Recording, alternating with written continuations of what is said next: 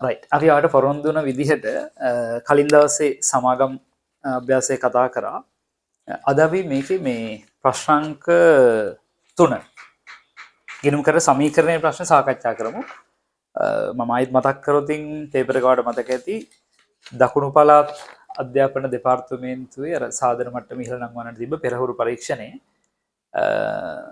ප්‍රශ්නාංක 3 මේක ඔයාලට ලේසි අඳුරගන්න. මොකද මම මේක ඩිස්ක්‍රිප්ෂන් එකේ දාලා තියෙනවා. ඔයාලට එතනට ගිහිල්ලා පේපර් එක ගෲප් එකේ දාලා තියෙනවා. ගන්න පුළුවන් පේපර් එක ළඟ නැති කෙනෙක් හිටියොත්. රයිට් අපි කෙලින්ම යමු ප්‍රශ්නාංක 3ට. මම ප්‍රශ්නාංක 1 කලින් වීඩියෝ එකේ සාකච්ඡා කරා 2 ස්කිප් කරන් යනවා. මට හිතුණා මේ තුන්වෙනි ප්‍රශ්නේ නැවත හොඳයි කියලා.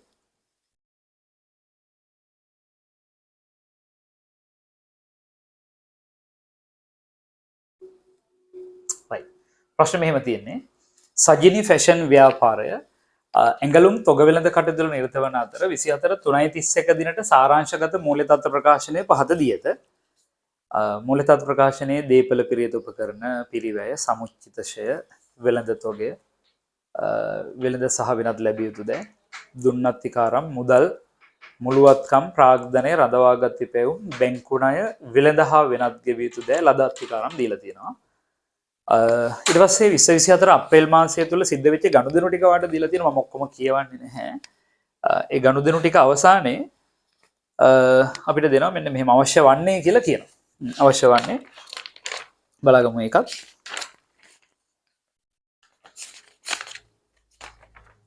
විශ්ව 24/4/1 දිනට ආරම්භක ශේෂ සටහන් කර 115 දක්වා ගනුදෙනු වල බලපෑම අගයන් සහිතව ගිණුම් කරන සමීකරණය භාවිතා කරමින් පෙන්වුම් කරන්න. දැන් ඔයාලා දන්නවා කවුරුත් මේ A level විභාගේ ප්‍රශ්නාංක 3ට අපිට දෙවෙනි ප්‍රශ්න පත්‍රයේ ප්‍රශ්නාංක 3ට හැමදාම මේ ප්‍රශ්නේ ලැබෙනවා සෙකන්ඩ් පේපර් එකේ section number 3. ඒකට සූදානමක් විදිහට අපි මේක ඩිස්කස් කරමු. රයිට් මේකේ තව කොටසක් අහනවා මේ සජිනි ෆැෂන් ව්‍යාපාරයේ 2024 අප්‍රේල් මාසයේ ලාභය ගණනය කරන්නත් තියෙනවා. සහ 24/4/30 දිනට මූල්‍ය තත්ත්ව ප්‍රකාශනය හදන්නත් තියෙනවා. අපි එහෙනම් මේ ෆෝමැට් එක රූල් කරගෙන යමු. අපිට තීරු අවශ්‍ය වෙයි 1 2 3 4 5 6 7 8 9 10 ඔක්කොම තීරු 11ක් ඕන වෙනවා.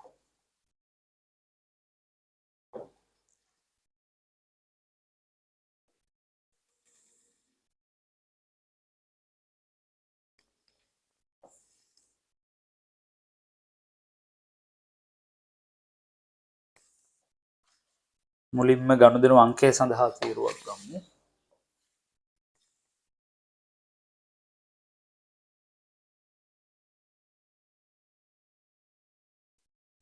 ඊළඟට වත්කම් වලට ඕන වෙනවා 1 2 3 4 5යි. මෙහෙම බෙදාගමු.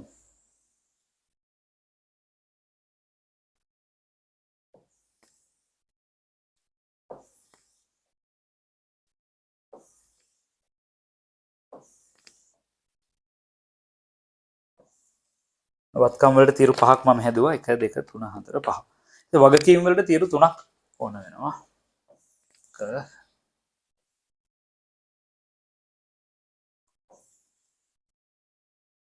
සහ හිමිකම් වලට තීරු 2 අපිට වැඩිපුරත් එක්ක ඉඳ තියෙනවා නේ. රයිට්. මේ ටික නම් කරගමු. ගනුදෙනු අංකය මම කෙටියෙන් ලියන්නම් අංකය කියලා.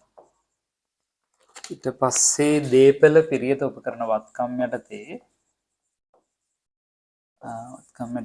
දීපල පිරියත සහ උපකරණ තොගය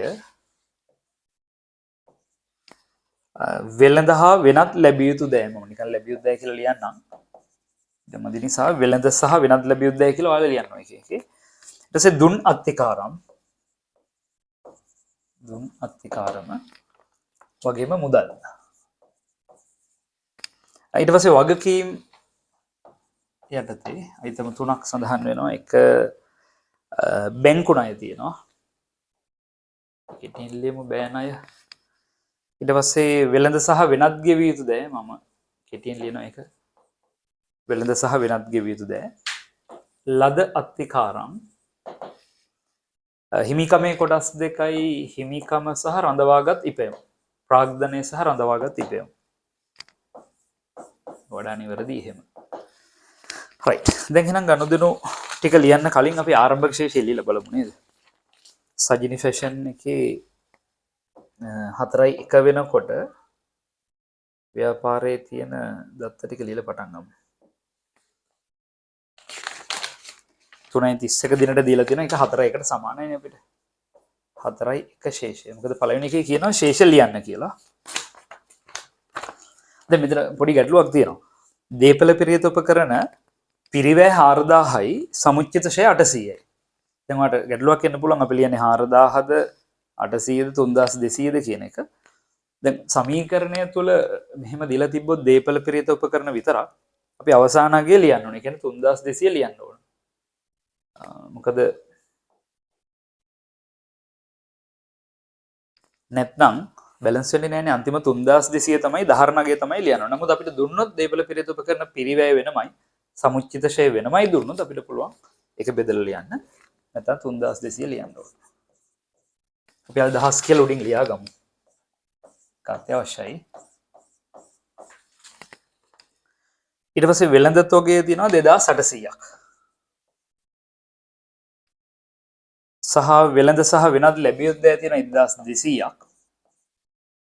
වගේම දුන්නත්තිකාරම් තියෙනවා 900ක්. මුදල් තියෙනවා 1900ක්.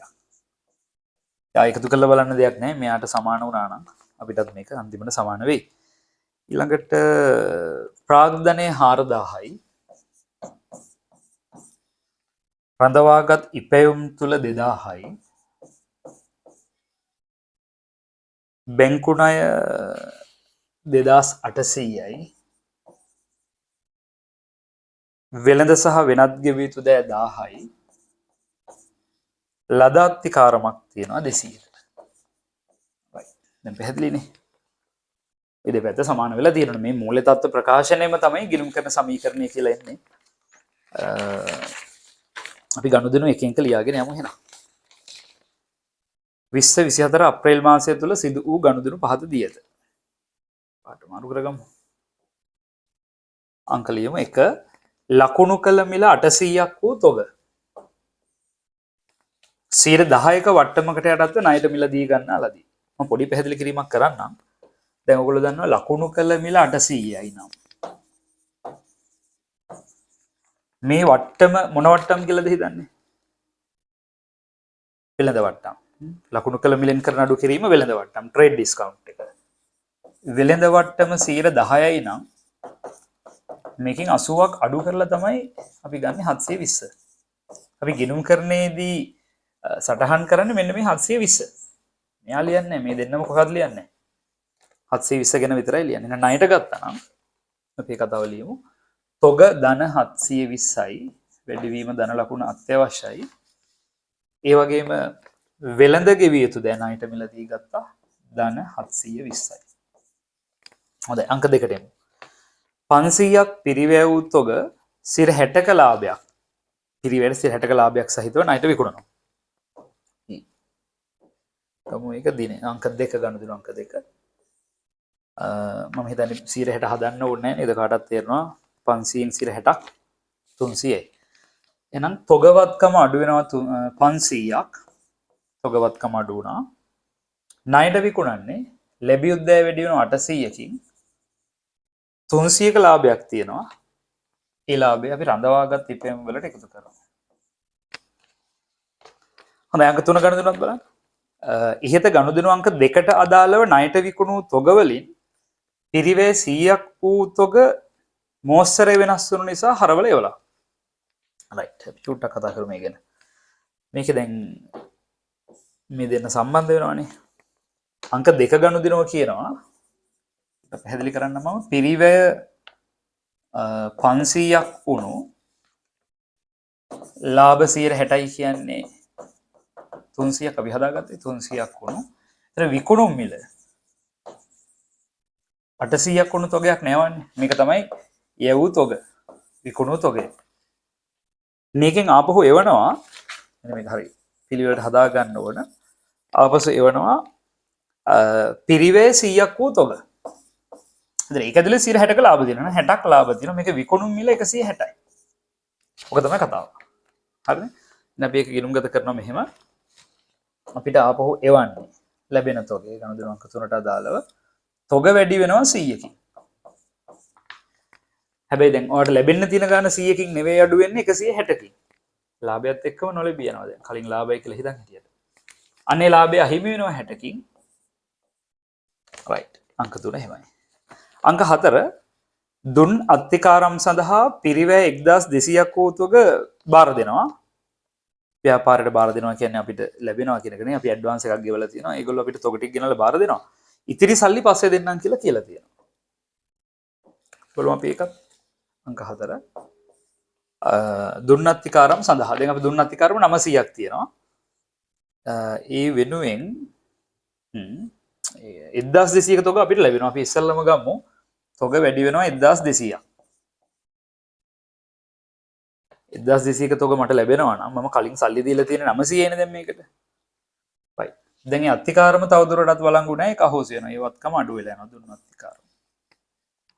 තව කීයක් මම එයාට ගෙවන්න තියනවද? 1200ක බාණ්ඩ ගෙනල්ලා කලින් 900ක් ඇඩ්වාන්ස් දීලා තියෙනවා නම් තව 300ක් ගෙවන්න තියෙනවා. ඒක පස්සේ ගෙවන්න එකඟ වෙලා කියන්නේ වෙළඳ ගෙවිය යුතු වලට එකතු කරන්න ඕන. වෙළඳ ගෙවිය යුතු වලට එකතු කරන්න ඕන. right. අපි අංක 5 ව්‍යාපාරයේ සිදු කළ තොග ආගණනයේදී භෞතිකව ගබඩාවේ තිබ්බ තොග ලේඛන භෞතික තොගය ගබඩාවේ තිබ්බ තොග ලේඛන වල තිබූ තොග වටිනාකමට වඩා 300ක් අඩුයි. දැන් ව්‍යාපාරයේ තොග ටික ස්ටොක් ටික කවුන්ට් කරලා බලනවා. ෆිසිකල් ස්ටොක් කවුන්ටින් එකක් කරනවා. භෞතිකව තොග ආගණනය කරනවා. එහෙම ගණන් හදලා බැලුවාම කටේ ඇතුලේ තියෙන තොග ටිකට වඩා ලේඛනවල වාර්තාවල තියෙන තොග වැඩි. ගබඩාව ඇතුලේ භෞතිකව තියෙන තොග 300ක් අඩුයි. තොග මොන හරි වෙලානේ නැති වෙලානේ. ගබඩා බාරකරු මේකට වග කියන්න ඕන. right. එයා කියනවා හරි. ඒ සල්ලි ආ දෙන්නම් කියලා. right. මේ අර වැටොප් ලේඛන වගේවත් එක්කත් සම්බන්ධ වෙන්න පුළුවන් ඉස්සරහට. අපි යමු මේ කතාව. 6 වෙනි එක. කොහොමනත් තොග අඩු වෙලානේ. තොග 300කින් අඩු වෙලා. 5 වෙනි එක නේද? 5 වෙනි එක. තොග 300කින් අඩු වෙලා.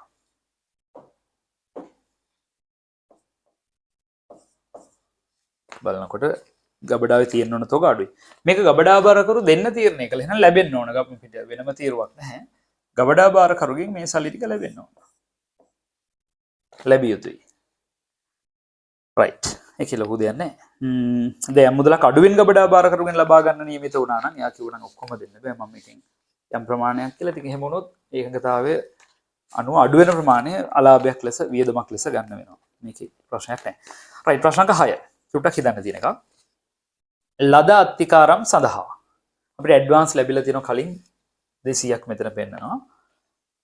1000ක් විකුණුම් මිල වූ තොගය බාර දුන්නා. අය වෙනුවෙන් විකුණුම් මිල 1000ක් වූ තොග බාර දුන්නා.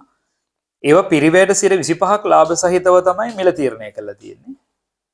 ඒත් අපිට ලැබෙන්න ඕන මුදලින් 300ක් දැන් ලැබෙනවා. ඉතිරිය පස්සේ දෙන්නම් කියනවා. කතන්දරේ ලොකුයි. අපි නම් මෙහෙම බලමු. මම මේකට පැහැදිලි වෙන ලියන්නම්. දැන් ඉස්සෙල්ලම හදා ගන්න ඕන ලාභ කොච්චර තියනවද කියලා. පිරිවැයට පිරිවැය කියන්නේ ගත් මිල ලාභ එකතු කරලා තමයි විකුණුම් මිල හැදෙන්නේ. දැන් අපිට පිරිවැය ගැන සඳහනක් නැහැ. 1000ක් විකුණුම් මිල වූ තොග දෙනවා. හැබැයි දෙද්දි මේ අතර සම්බන්ධයක් කියනවා. ඒ තමයි පිරිවැයට 25ක් ලාභ. මෙයා 100 නම් ලාභ 25 නම් විකුණුම් මිල 125යි කියන්නේ. නේ තවදුරටත් මේක සුළු කරගත්තොත් මෙයා කොටස් 1යි මෙයා 5යි මෙයා 4යි 25න් බෙදනවානේ. එහෙනම් මේක ඇතුලේ ලාභ තියෙනවා 200ක්. අන්න දැන් අපිට අල්ල ගන්න පුළුවන් පිරිවැය 800. ඔන්න ඔහොම තොගයක් තමයි අපි ලදත්තිකාරම් වෙනුවෙන් දෙන්නේ නැහැ. නැවත කිව්වොත් 800ක් පිරිවැය වූ 200ක් ලාභ සහිත තොගයක් දෙනවා. ඉතින් මේ තොගය වෙනුවෙන් මට කලින් ලැබිලා තියෙනවා 200ක මුදල්. ඇඩ්වාන්ස් එකක් ලැබිලා තියෙනවා. අපි ඒක තවත් පොඩ්ඩක් වෙනම සටහන් කරගමුද? දැන් මේ විකුණුම් මිල 1000න් අත්තිකාරම් ලැබිලා තියෙනවා රුපියල් 200ක්. මේ වෙලාවේ මුදල් ලැබෙනවා 300ක්. එතකොට තව ලැබිය යුතුයි 500ක්. ඔක තමයි කතාව. ඔන්න ඕකේ ඔක්කොම ටික තියෙනවා. එහෙනම් බලමු මේක සමීකරණ ලියන්නේ කොහොමද කියලා. ඉස්සෙල්ලම අපි තොග වලින් මේක අඩු කරගමු. අපි 800ක තොග කස්ටමර්ට දෙනවා 6 වෙනි එක. අර ඇඩ්වාන්ස් එක අහිමි වෙලා යනවා. ඒ කියන්නේ අහිමි වෙනවා කියන්නේ ඒක එක්ස්පයර් නේ, තව දුරටත් වළංගු නැහැ. සල්ලි මේ වෙලාවේ ලැබෙනවා 300ක්. මුදල් ලැබෙනවා 300ක්. තව 500ක් පස්සේ දෙන්න එකඟ වෙනවා අපි කිව්වේ කලින් වෙනස. 500ක් පස්සේ දෙන්න එකඟ වෙනවා. කොහොමනම් මේ කටයුත්තෙන් ලාභයි 200ක්. මේකට ගිණුම් කරන සංකල්ප එහෙමත් සම්බන්ධ වෙනවා. භාණ්ඩ ටික බාර දෙන වෙලාවනේ උපලබ්ධි සංකල්පය අනුව අපි ආදායම හඳුනගන්නේ. ඒ නිසා මේ වෙලාව තමයි ආදායම හඳුනගත්තේ. රයිට්. 7ට යමු. ලේසි නේද? බැංකු ණය වාරිකය 200ක් ගෙවනවා. මේක ඇතුලේ පොලී තියෙනවා 20ක්. එහෙනම් මුදල් අඩු වෙන්න ඕන 200ක්. බැංකු ණය අඩු වෙයි 180ක්. පොලිය කියන්නේ වියදමක් රඳවාගත් ඉපැම් වලින් අඩු වෙයි. මේක හරි ප්‍රසිද්ධ ප්‍රශ්නයක්. ප්‍රශ්න අංක 8 110ක වට්ටමක් අඩු කර වෙළඳ ණය හිමියන්ට 630ක් ගෙව්වා. මේක ලේසි නමුත් සමහරව වරද්ද ගන්නවා. දැන් මෙහෙම ගත්තොත් ණය හිමියන්ට ගෙවිය යුතු මුදල ඔබට දීලා නැහැ. ගෙවිය යුතු මුදල ඔයා දන්නේ නැහැ. ඒක අපි කොටුවක් දාමු. හැබැයි මේකෙන් 10ක් අඩු කරනවා. එතකොට මේ මොන වට්ටම්ද කියන්නේ? 10ක වට්ටමක් අඩු කළා ණය හිමියන්ට සල්ලි ගෙවුවා කියන්නේ මේ තියෙන්නේ වෙළඳ වට්ටම් නන් නෙවෙයි. මුදල් ගෙවීමේදී කරපු අඩු කිරීම මුදල් වට්ටම. කෑෂ් ඩිස්කවුන්ට් එක. වට්ටම එනවා 10ක්. ඒක දන්නෙත් නැහැ. හැබැයි මේක අඩු කරලා අපි ගෙවු මුදල තියෙනවා. හිමියට ගෙවද්දී ලැබුණ වට්ටම ලද වට්ටම මේ කතා කරන්නේ. 630ක් ගෙවලා තියෙනවා. දැන් අර වගේම සම්බන්ධය හදාගත්තොත් මෙයා 100 නම් 10ක් අඩු කරාම මේ තියෙන 90ක්. දැන් පාත් එක හදාගන්න පුළුවන්. එහෙමනම් 630 90න් බෙදලා 10න් ගුණ කරොත් වට්ටම එනවා. 100න් ගුණ කරොත් මුදල ලැබෙනවා. එහෙනම් අපි හදමු 630 බෙදුවා 90න් 9ක් 7යි. ඒවා 10ක් 70යි 700යි. මේක ගණිතෙන් හදන්නත් පුළුවන්. අපි පොඩ්ඩක් try කරලා බලමු නේද? ඒ කියන්නේ දැන් x අපි දන්නේ නැහැ. මෙන්න මේ ගෙවිය යුතු මුදල කියන එක දන්නේ නැහැ. x දන්නේ නැහැ. ඒක x නම් x වලින් 10ක් අඩු කරනවා කියන්නේ ගෙවන්නේ 90යි. x වලින් 90ක් 630යි. යම් කිසි මුදලකින් 90ක් අපි දන්නවා. පැහැදිලි ඇති ඒක නේද? මුළු මුදල 100ක් නම් 10ක කොටසක් අතහැරලා දානවා නම් 90ක් මේ ගෙවන්න. හරිද? x අපිට හොයාගන්න පුළුවන් ගෙවිය යුතු මුදල ගත්තොත් 630 ගුණ කිරීම 90න් 100. සරල පැහැදිලි කිරීම. එතකොට 9ක් 7යි අර වගේම 700 ලැබේ. මම ක්‍රම දෙකකට කියලා දුන්නා. මේක ලියමු සමීකරණය. එහෙම වුණොත් අංක 7 අංක 8 110ක වට්ටමක් අඩු කළා ගෙව්වේ 630යි. ඍණ 630යි ඍණ 700යි ධන 70යි. ඒක තමයි කතාව. රයිට් අංක 9ට මම එනවා. ගනුදෙනුව කියවමු. පිරිවැය 500ක් වූ යන්ත්‍රයක් 440කට අත්පිට මුදලට විකුණන ලදී. එදිනට මෙම යන්ත්‍රයේ සමුච්චිත ෂෙයා 80කි. පරිස්සමෙන්. දැන් පිරිවැය ලියන්න තැනක් නෑ මේක ඇතුලේ. එතකොට අපි හැමතිස්සෙම මම මේකත් පැහැදිලි කරන්නම් පොඩ්ඩක්. ඔයාලට ගිණුම් වලදීත් මතක් වෙන්න ඕන අපි ලාභය හෝ අලාභය ගන්නේ යන්ත්‍ර ඉවත් කිරීමේදී පිරිවැය 500යි සමුච්චිත ෂය 80 නම් මේ යන්ත්‍රයේ ධාරණාගය 420නේ. ඉතින් මට 420ක් වටින යන්ත්‍රයක් මම විකුණනවා 440කට. මේක තමයි විකුණුම් මිල. ඔයාලට දැන් මේ ඩිෆරන්ස් එක තමයි ලාභය උනේ. ලාභය 20යි. දැන් මේක ඇතුලේ අපි ධාරණාගය තමයි ලිව්වේ. මුලින් තත් ප්‍රකාශනයේ හදද්දි වෙනම කතාව ගමු. මේක ඉවත් කිරීමේ ගිණුමක් කරහත් මතක ඇති ඔයාලා මේව හදපු හැටි මුලින්ම පිරිවැය 500 අයින් කරනවා ඉවත් කිරීමේ ගිණුමට. පස්සේ සමුච්චිත ෂය අයින් කරනවා ඉවත් කිරීමේ ගිණුමට. ඊළඟට ලද මුදල සටහන් කරනවා හෝ ලැබිය යුතු මුදල. ඊළඟට ලාභය හෝ අලාභය හොයන එක. රයිට්. එහෙනම් අපි මේ කතාව ලියමු මෙහෙම. අංක 9 අංක 9 පිරිවැය 500ක් වූ යන්ත්‍රයක් වුණාට මේකේ සමුච්චය 80 නිසා මෙතනින් අඩු කරන්නේ 420ක ධාරණයක් තමයි අපිට අඩු වෙන්නේ. ඒ විශේෂයෙන් හිතන්න ආයෙත් 440ක් මුදල් ලැබෙනවා අත්පිට මුදලට විකුණනවා. රයිට්. එතකොට අන්න 20ක් ලාභයි. ඒක රඳවාගත් ඉපැයුම් වලට එකතු කරනවා. දීපියු විකුණුම් ලාභ කියන්නේ ආදායම් ලෙස හඳුනා ගන්නවා. රයිට්. ප්‍රශ්න අංක 10.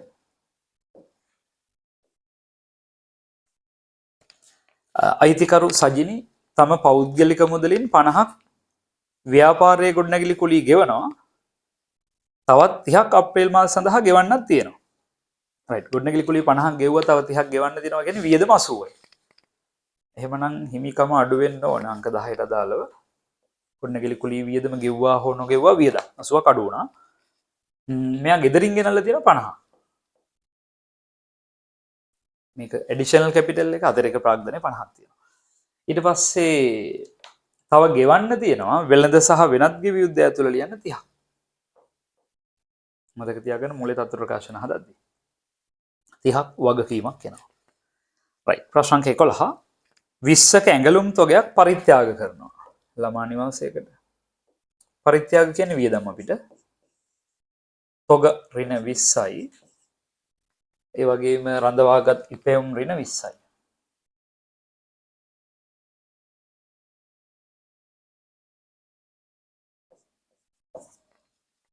තොග ඍණ 20යි රඳවාගත් ඉපැයුම් ඍණ 20යි. right 12 2024 4 දිනට පැවති උපජිත විදුලි ගාස්තු 5000ක් සහිතව අපි ඒකත් කතා කරන්න වෙනවා.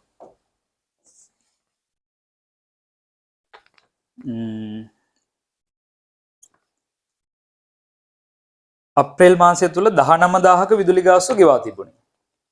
අප්‍රේල් මාසෙට ලැබුණු විදුලි බිල්පත්වල වටිනාකම 12000යිලු. නිකන් ටයිම්ලයින් එකක් ගත්තොත් මේකේ දැන් අපි ඉන්නේ අප්‍රේල් මාසෙනේ. නමුත් දැන් මෙයා කියන පටන් ගන්නකොටම 4:1 වෙනකොට උපචිත විදුලි ගාස්තුවක් තියෙනවා. ඒ කියන්නේ මේ මාර්තු මාසේ හිඟ විදුලි බිලක් තියෙන 5ක. මේ මාසේ 19000ක් ගෙවනවා. අප්‍රේල් මාසේ ගෙවූ විදුලි බිල 19000යි. ගෙවූ විදුලි ගාස්තු 10000 19000. දැන් අපිට දැනෙනවා මේ 19000න් 5000ක් වැටෙන්නේ එතකොට කලින් කාල සීමාවට. මේ මාසේ වෙනුවෙන් ගෙවුවේ කීයද? මේ 5000 අඩු කරාම. මේ මාසේ වෙනුවෙන් ගෙවලා තියෙනවා 19න් 5ක් ගියාම 14ක් ගෙවලා තියෙනවා. නමුත් දැන් ආයෙත් අපිට කියන මේ මාසේ ලයිට් බිල ලැබිලා තියෙන්නේ කීයද? 12යි. මේක තමයි වියදම.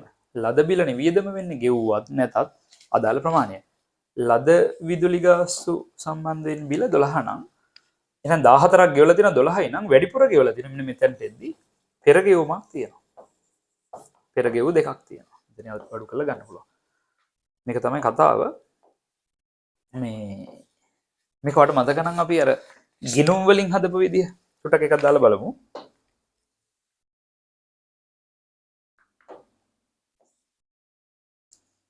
මුලින්ම මාසේ පටන් ගනිද්දී විදුලි ගාස්තු ගිණුමේ තියෙනවා උපචිතයක් 5000ක්. දැන් මේ මාසය තුල අපි ගෙවනවනේ 19000ක්. ඒතර මුදල් බැර වෙලා විදුලි ගාස්තු ගිණුම 19000 හර කරනවා. මේක ක්‍රම දෙකකටත් හදන්න පුළුවන්. තනි ගිණුමේ සහ උපචිත ගාස්තු ගිණුමක් සහිතව. ඊට පස්සේ කාල සීමාව තුල ලාභ වලට මාරු වෙන්නේ වියදම් ලෙස මාරු වෙන්නේ 12යි. මේක ලද බිලනේ. මේක බැලන්ස් කරලා ගත්තාම කාල සීමාව අන්තිමට අර 2000ක් පෙර ගෙවුමක් තියෙනවා කියන එක තනි ගිණුමෙන් හැදුවේ. ඔය කතාව සමීකරණේ ගලප ගන්න පුළුවන් වෙනවා. ටිකක් වෙනස් අත්දැකීමක්. රයිට් අපි හදමු.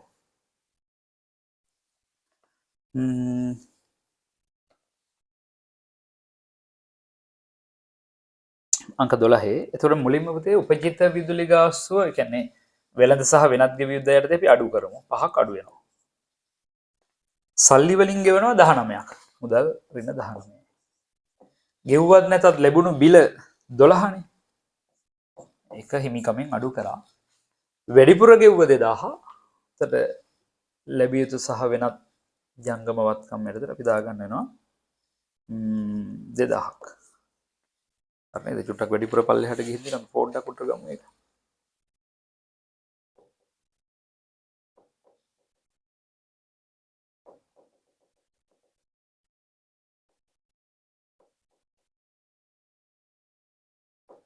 කතා මම අයිලි කියන ගමන් ලියන්නම් 12ට අදාළව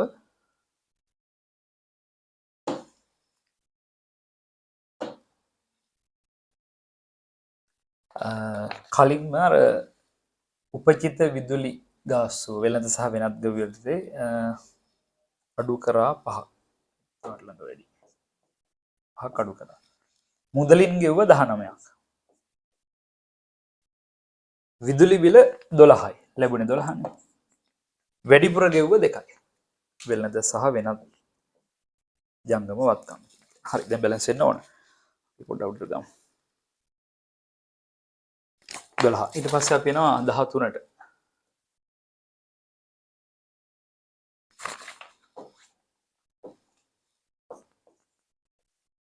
යන්තිම ශේෂ එකතු කරන්න වෙයි මොකද මුල්‍ය තත්ත්ව ප්‍රකාශනයක් ඉල්ලන්නේ අවසානයේදී 13 මෙන්න ව්‍යාපාරයේ දීපී වූ අප්‍රේල් මාසයට 50000ක් ෂය කරන්න ඕනේ. දීපල පිරියත සහ උපකරණ ෂය වෙනවා කියන්නේ දීපල පිරියත උපකරණ වලින් 50ක් අඩු කරලා ෂය වියදමක්නේ. අන්තිමටම අපි රඳවාගත් ඉපැයුම් වලිනුත් ඒක අඩු කරලා දාමු. ඊළඟට 14 තව එකයිනේ තියෙන්නේ. වෙළඳ ලැබිය යුතු වටිනාකමින් 45ක් ෂුවර් එකටම ලැබෙන්නේ නැහැ. ඒ කියන්නේ බොල් නැහැනේ. සහ කලින් කාල සීමාවේ බොල් නැහැ ලෙස ගිණුම්ගත කළ 60ක් නැවත ලැබිලා. ඔක දෙපාරකට ලිව්වොත් ඔයාලට ලේසි වෙයි. තොරතුරු හොයාගන්න එපා. වෙළඳ ලැබිය යුතු වලින් අපි ඉස්සෙල්ලම අයින් කරමු අර 45. වෙළඳ ලැබිය යුතු ශේෂයෙන් 45ක් අඩු කරා. ඊළඟට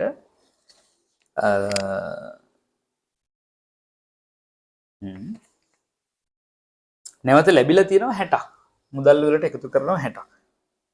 මම මේ දෙකම මික්ස් කරලා ලියන්නේ මම වෙන වෙනමත් කියලා දෙන්නම්. ඒත් මේ කාරණය නිසා බොල් ණය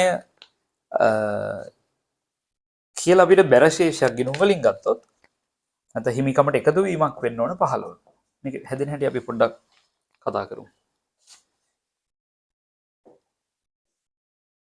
දැන් මුලින්ම වත්කම් සමානයි වගකීම් ධන හිමිකම් සරල සමීකරණය ගත්තොත් බොල් ණය ලියන හැටි ඔයගොල්ලෝ කවුරුත් දන්නවා වත්කම් අඩු වෙනවා ණය ගති වත්කම හිමිකමත් අඩු වෙනවා බොල් ණය නිසා බොල් ණය අපස ලැබෙනකොට මුදල් වත්කම වැඩි වෙනවා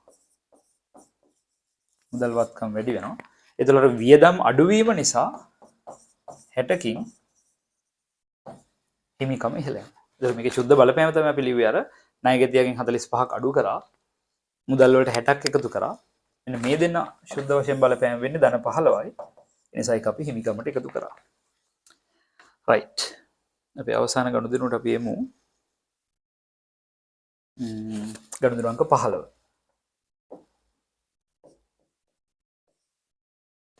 ගනුදෙනු අංක 15 කියන්නේ අඩමාන්නය සඳහා වෙළඳ ලැබිය යුතු ශේෂයෙන් 25ක් ඉඩ හැරිය යුතුයි අඩමාන්‍ය කියන්නේ ලැබෙයිද නොලැබෙයිද කියලා සැකයක් තියෙන නිසානේ එහෙමනම් අපි ලැබිය යුතු බොල් ණය වාගේමයි 25ක් අඩු කරනවා සහ රඳවාගත් ඉපැයුම් වලින් 25ක් අඩු කරනවා මේක අදි ඌණ කතාවක් තිබ්බොත් මීට වඩා වෙනස් මේකේ ප්‍රථම වතාවට 25ක් ඉඩ හැරීමක් තමයි තියෙන්නේ right එහෙනම් දැන් ගානේ ප්‍රධාන කොටස අවසන් අපි මේ ටික සුළු කරලා බලමු මේ අන්තිම ශේෂ කොහොමද එන්නේ කියලා නේද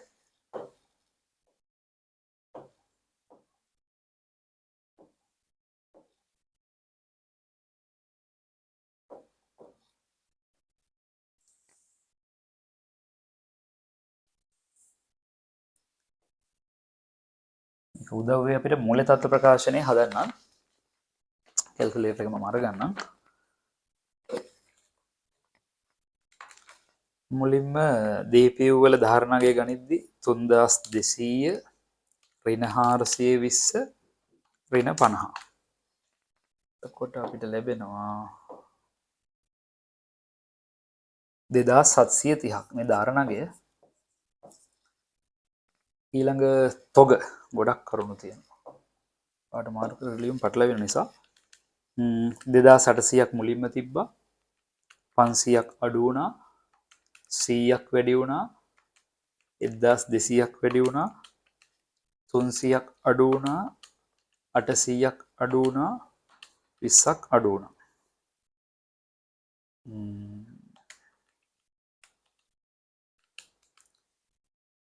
right. අපි බලමු එතකොට 2480ක් වගේ තමයි එන්න ඕන. හරිද කියලා බලමු. අපි එකපාරක් චෙක් කරමු. 2800 ධන 720 ඍණ 500 ධන 100 ධන 1200 ඍණ 300 ඍණ 800 ඍණ 20. 3200ක් එන්නනේ චූටි මිස්ටේක් එකක් කළා. 3200ක් එනවා.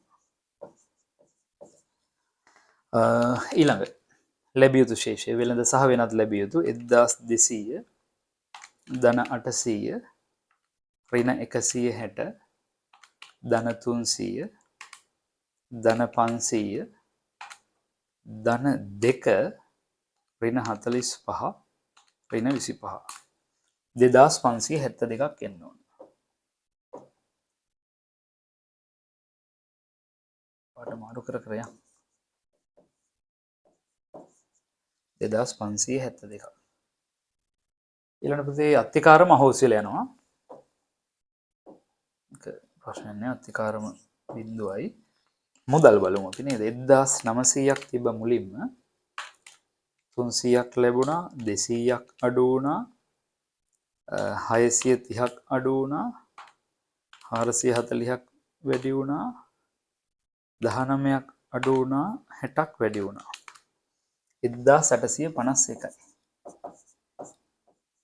බලමු හරිද කියලා එකපාරක් චෙක් කරලා 1900 ධන 300 ඍණ 200 ඍණ 630 ධන 440 ඍණ 19 ධන 60.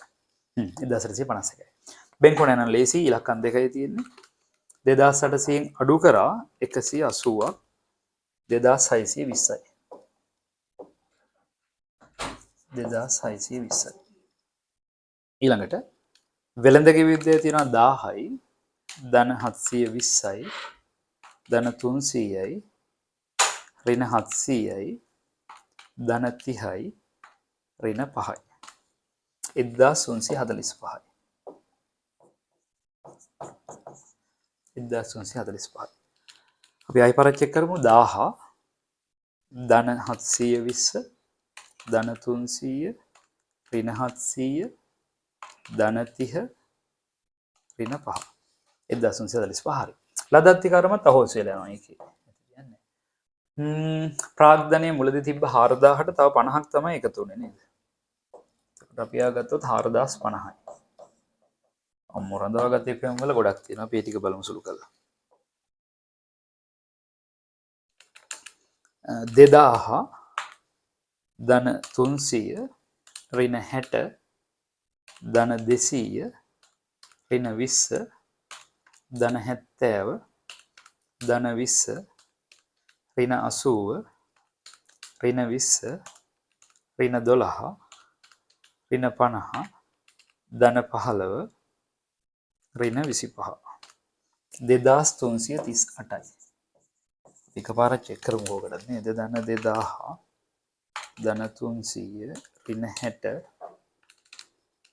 2000 ධන 300 ඍණ 60 ධන 200 ඍණ 20 ධන 70 ධන 20 ඍණ 80 ඍණ 20 ඍණ 12 ඍණ 50 ධන 15 ඍණ 25. 2330 ඉස්සරයි. අපි දෙපැත්ත චෙක් කරලා බලමු එතකොට. තහවුරු වෙන වැඩේ. ඒ කියන්නේ මේ වත්කම් වල එකතුව මෙන්න මේ පැත්ත එකතුව සමාන වෙන්න ඕන. වගකීම් සහ හිමිකම් වල එකතුවට වගකීම් හිමිකම් චෙක් කරලා බලමු. 2730 ධන 3200 ධන 2572 ධන 1851 10353යි. ඊළඟට වගකීම් වල 2620 ධන 1345 දෙකයි නේද? 3965යි. ගාන හරියට හැදුණා මේවා අන්තිමට බැලන්ස් වෙන්න ඕන. 4050 2338 6388යි. 6388යි 3965 එකතු වුණාම හරියටම ගානට බැලන්ස් වෙනවා. එහෙනම් ඔන්න දැන් හුස්මක් අටක් ගන්න පුළුවන්. හරිනේ. දැන් පුතේ අපි ඊළඟට ඉල්ලනවා මේක උදව් කරගෙන ප්‍රශ්නේ. දැන් මේකට ලකුණු 27ක් දීලා තියෙනවා. මම ලකුණු දීපු විදිහ සම්පූර්ණ කතා කරන්න යන්නේ නැහැ. මේකට ලකුණු 27ක් මම වෙන් කරා. ප්‍රශ්නාංක මේක ඊළඟ එකට අපිට ඉල්ලනවා අංකවල චූටි දෝෂයක් තියෙන නිසා මම එහෙම කියන්නම්. ලාභය හෝ අලාභය ගණනය කරන්න ඕන. දැන් මේ ලාභ හෝ අලාභ හොයන්න අපිට ක්‍රම දෙකයිනේ මේ ලෝකේ තියෙන්නේ. එකක් තමයි ලේසි ක්‍රමය අපි දන්න ශුද්ධවත්කම් ප්‍රවේශය. හිමිකම භාවිතා කරන ප්‍රවේශය. දෙක තමයි ආදායම් වියදම් ප්‍රවේශය. අපි ඉතින් ලාභය හෝ අලාභය විතරක් ඉල්ලපු නිසා අපි ලේසි ක්‍රමයට යමු. ඒ කියන්නේ ශුද්ධවත්කම් ප්‍රවේශයට යමු. එහෙනම් මොකද යන්නම්? ලාභය හෝ අලාභය අපි හොයමු.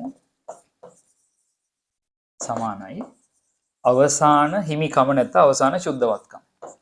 අඩු කිරීම ආරම්භක ශුද්ධවත්කම්. ධන ගැනිලි වෙන අමතර ප්‍රාග්ධනය. මේකට විවිධ සංකේත ඔයගොල්ලෝ යොදාගනි. අපි මේකෙන් ගමු. දැන් අවසාන හිමිකම අපිට වෙලා දෙනවා 6388යි. ආරම්භක හිමිකම 6000යි. මේ දෙක ලියමු. 6388යි ආරම්භක හිමිකම 6000යි. වට ගැනිලි මේකේ මොකොත්ම තිබ්බේ නැහැ අභ්‍යාසයේ. ඩී අකුරක් අපි දාගත්තේ නැහැ. අමතර ප්‍රාග්ධනය 50ක් තියෙනවා. වෙන 50. right එතකොට අර උත්තරය ලැබෙයි 6388න් 6000ක් ගියා කියන්නේ 388යි. 50ක් ගියා කියන්නේ 338යි. මේක තමයි ලාභය. මට ලාභ තිබිලා තියෙන රුපියල් 3,38,000ක්. මේක තහවුරු කරගන්න පුළුවන් ආදායම් වියදම් ප්‍රවේශයට ගිහලා ඉතින් වැඩේ ටිකක් මහන්සි වෙන්න ඕන. අපි ඒකෙදී සමීකරණය උදව් කරන් රඳවාගත් ඉපෙම් තීරෝ උදව් කරගෙන ආදායම් වියදම් හොයාගෙන යන්නත් පුළුවන්. right මේකේ ලාභය ඉල්ලපු නිසා ඔය ක්‍රමයේ ප්‍රමාණවත් ලකුණු 5ක් තමයි වෙන් කරලා තියෙන්නේ. right ඊට පස්සේ අපෙන් ඉල්ලනවා මූල්‍ය තත්ත්ව ප්‍රකාශනය. අපි ඒකත් ආකෘතිය හදාගමු.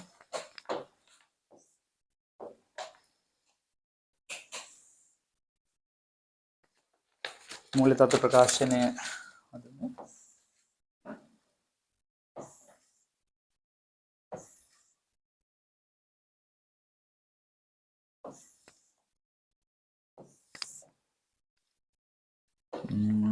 නම නිවැරදිව ලියමු නේද? ලකුණු ලැබුණත් නැත්නම් අපි ලියමු. සජිනි ෆැෂන් නැත්නම් සජිනි ව්‍යාපාරය.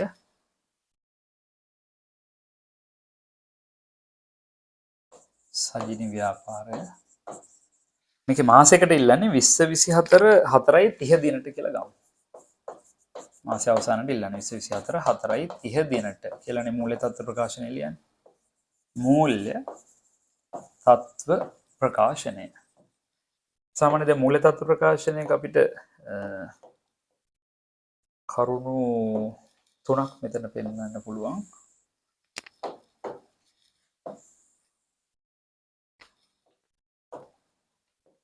ඒ තමයි ජංගම නොවන වත්කම් යටතේ කරුණු 3ක් එනවා.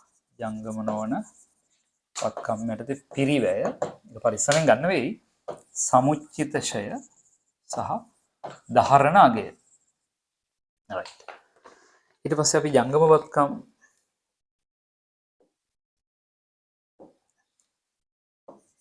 ගමු.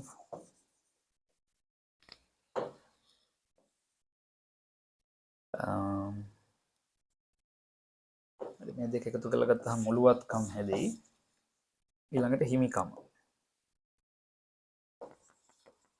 හිමිකමත් අපි ලීසියට පෙන්නමු ප්‍රාග්ධනය සහ රඳවාගත් ඉපැම විදිහට.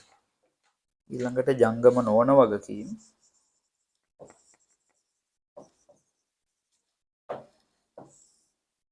මේකයිනේ තිබ්බේ. ජංගම වගකීම්.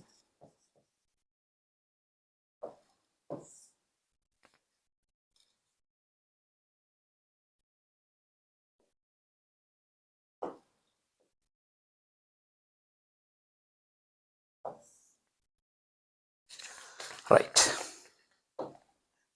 දැන් මේක හදන්න මහන්සියක් වෙන්න දෙයක් නැහැ අපිට.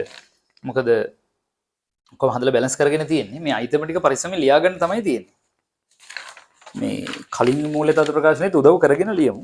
දැන් මතකයිනේ මේ දීපල පිරිත උපකරණ වල පිරිවැය තිබ්බ 4000. නේ කලින්ම. මේක ධාරණාගෙන මෙලිව්වේ. ඒ 4000 පටන් ගන්නකොට සමුච්චිත ෂේ තිබ්බ 800ක්. දැන් අර ගැලපිල්ලත් උදව් කරා. අර මම ආයිත් කිව්වොත් ගැලපුම් අංක මේකේ 9 ගැලපුම් අංක 9. අර 500ක් පිරිවැය යන්ත්‍රයක් 440කට විකුණන කතාව. ඒකෙදි ගත්තොත් ඔයාගේ පිරිවැය තුල දැන් අපිට ලියන්න වෙන්නේ 500ක් අඩුවෙන්. ඉතින් අභ්‍යාසය වාට තිබ්බට 4000ක් කියලා ලියන්නම් දීපල පිරිත උපකරණ DPU කියලා 4500ක් තමයි ලියන්නේ. sorry 3500ක් තමයි ලියන්නේ. ඒ 500ක් පිරිවැය එකක් අයින් වෙනවා.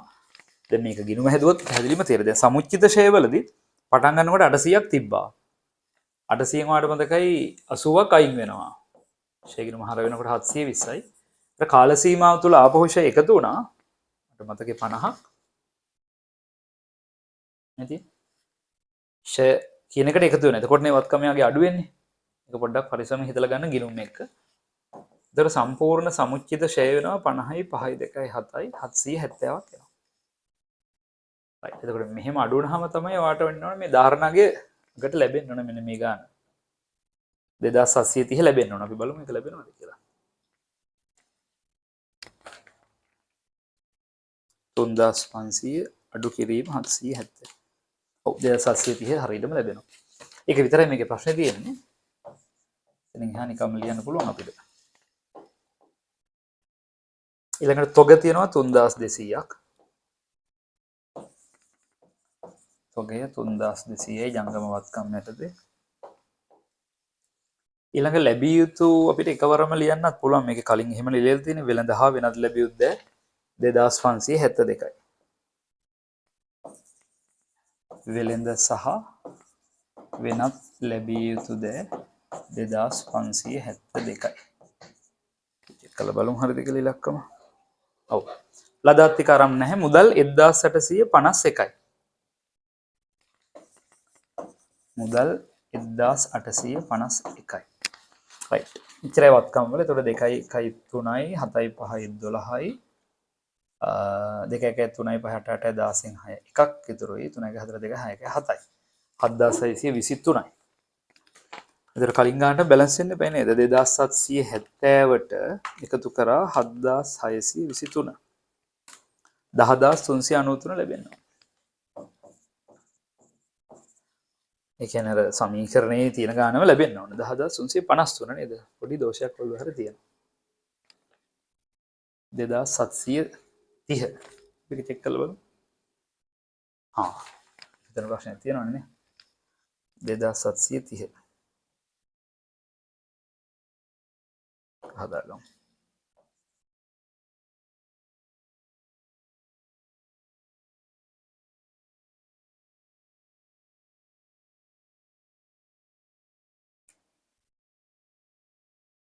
right.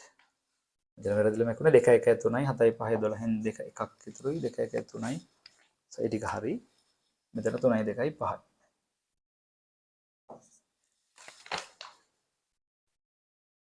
හරි 10353 ඒවා චෙක් කරමින් යන්න ඉතින් ඔයාලා ඊට පස්සේ හිමිකම අපි මේ විදිහටම ලියමු හිමිකමේ කොටස් දෙකයි ප්‍රාග්ධනය 4050 රඳවාගත් වීම 2338 ප්‍රාග්ධනය 4050යි